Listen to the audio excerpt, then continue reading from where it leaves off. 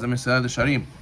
We were speaking about in thought. How are you supposed to think like a humble person? Now we need to speak about maaseh, the act. What is the act? How does a humble person act? Ehadhu bitnaheg b'shiflut. You have to conduct yourself with humility and with lowliness, meaning to say you don't act and present yourself as a prominent and deserving respect person, which is his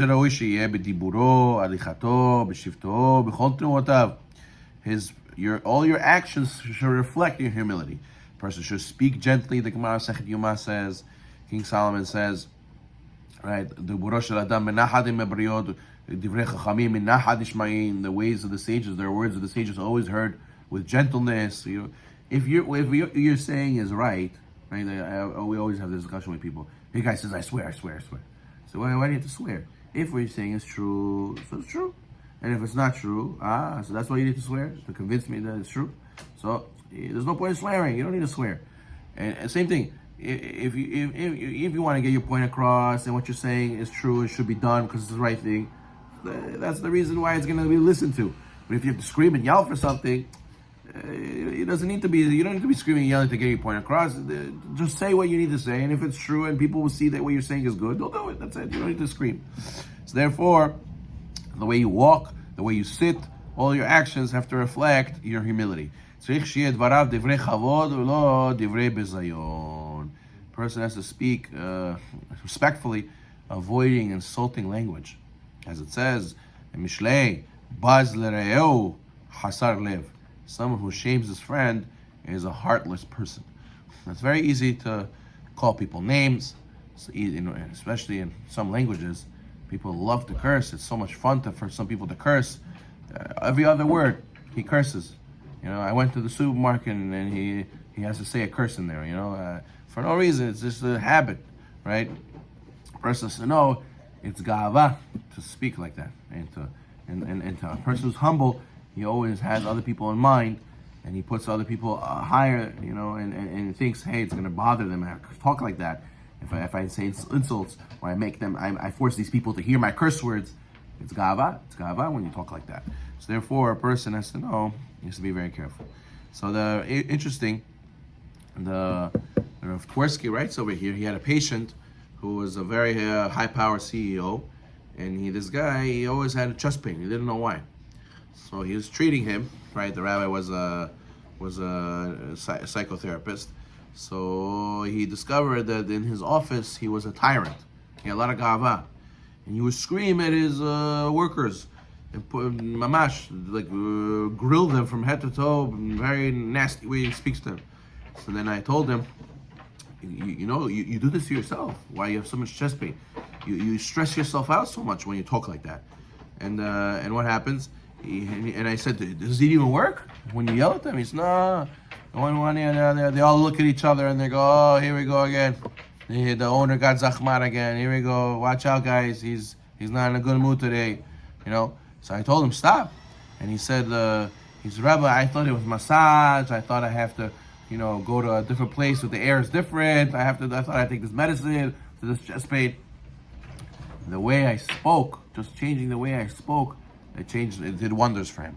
Alichato, and the way he walks. As the Gemara says, Lo yilech b'komas kufa. Person can't walk with his chest puffed out, and then like this, which shows gava. He has to show a little bit bent over, not mamash bent over, but a little bit bent over with his head a little bit forward. Kederech kol olech la'asakav. Achen amru kol olech b'komas kufa. Whoever walks with a puffed out chest, kilu dochek raglei shechina. It's pushing away the divine presence. Bishifto, what? Yeah. No, puffed out chest represents this way of thinking, of conduct of Nes Naver, like you know who I am. So b'shifto, the way he sits is mekomo ben hashfalim. He should not seek to be seated again amongst the nobles, right? He should sit amongst the humble ones. Kol mishu gadol ba'olam hazeh, katan ba'olam haba. Yalkut Yecheskel says. And the Gemara says, Sota says, Adam yelamed Adam yedat kono, שהרי הניח הקדוש ברוך הוא כל הרים וגבעות וישרה שכינתו על הר סיני. You know, there's some people, you invite them to an event, they say, wait, who am I sitting with? Oh, if I'm sitting with the oligarchs, good. If not, nah, nemesho, I can't come. All of a sudden, I have this, I have that, I won't be able to make it, right? When the guy comes to the wedding, he sits, and he goes to the guy after the wedding. He says, what is this you put me in the, at the end of the hall, make a right, what is it you put me over in the corner with the single guys and the guys who high-buy people? I'm a high-buy person. I want to sit front and center. I want to sit with the OVs, I want to sit with the chashuv people. What is it you put me, who I am? So such a person who is very makpid who he sits with, and it's a sign of gava. There's some people who like to be cliques. They like to be exclusive. Oh, we're making a shiur. You coming to shiur? Who's coming to the shiur? Oh, it's for everybody from the shul. Nah, I don't want to sit with the kolchozniki. I don't want to sit with the villagers. What is that? I'm going to sit with the regular people from the shul. If it's exclusive, VIP, okay. It's going to be this rich guy. He's going to be that famous guy. He's going to be his name, big names are going to be there. Okay, I'm coming. If it's not VIP exclusive, nah, sorry, not for me.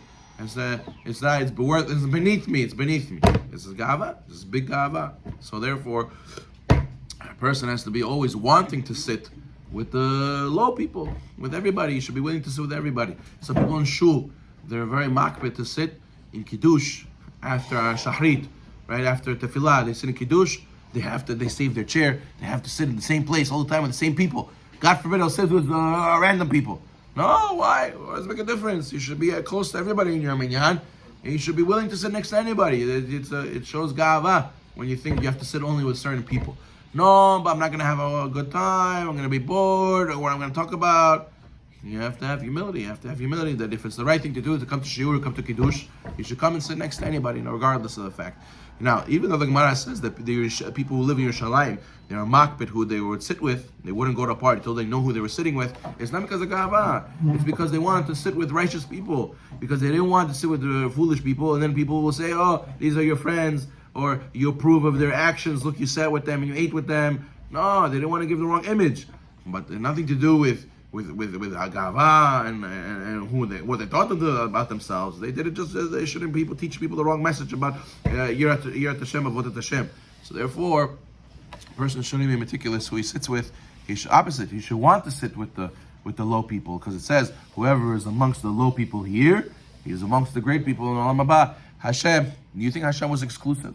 Do you think Hashem was picky who he sits with? Hashem didn't pick the highest mountain. He picked Har Sinai. He says, if you're humble, I'm with you. But if you have gava, I cannot stand you. Me and you cannot be in the same world. The Shekhinah is not next to a guy who has gava. It's a very, very big test. Once you get money and you start, wearing certain clothes, driving certain cars, buying certain houses, it's very easy to get into exclusivity. It's very easy to fall into this trap of only around like-minded people, only around people who do the same kind of things as me. The real friend and the real good people, don't forget where they came from. And those people are the best. You love hanging out with those people. They're real people. They're not fake. That they go and they started from the bottom, even though they made it in life. They don't forget their original friends. They're willing to talk to anybody. They're approachable, and you can speak to them, and they sit with you, and they treat everybody the same. And that shows their humility, and that shows the Shekhinah is with them. But if you're exclusive, only if so-and-so is going, I go. VIP, it's for the whole shul, it's not for me. It has to be exclusive, and then I come to the shiur. Then I come to the party. I have to sit in the front. All these things pushes the Shekhinah far, far away, because the gava stinks. Baruch Mayonah.